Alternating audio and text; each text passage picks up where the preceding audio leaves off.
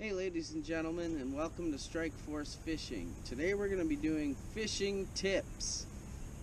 We're out here in western New England and it's early spring.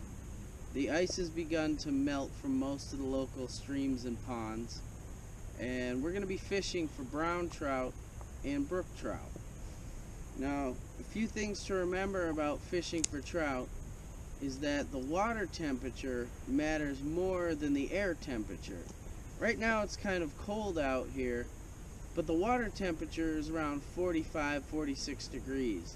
Now what you want to shoot for is somewhere between 45 and 55. Those are the prime feeding zones as far as temperature is concerned. And some of the key tips that you want to remember is always use very light tackle. You want to use a 4-pound line or less, and you want to use very, very light line, hooks, and sinkers. Now, some of the things we use for trout fishing are rooster tails.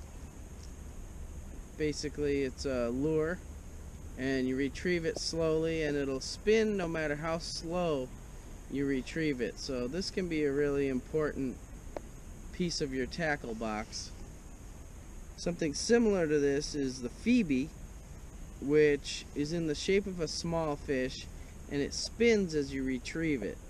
Now this one you have to apply a constant amount of reeling, or else it'll flop to the bottom and it won't have the same action.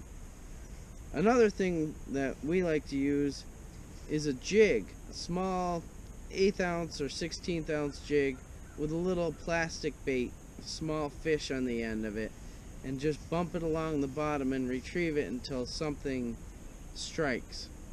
A third method we like to use is live shiners. Now what we like to use is the very, very small shiners, because we find a much larger variety of fish will eat a small shiner, whereas only a really big fish will eat a big shiner. Generally try to remember that a fish won't eat anything that's larger than about 1/3 of its body. So if you're looking for a 12-inch brown trout, you really want to only go maximum 4 inches on a shiner. And that's our fishing tip for the day.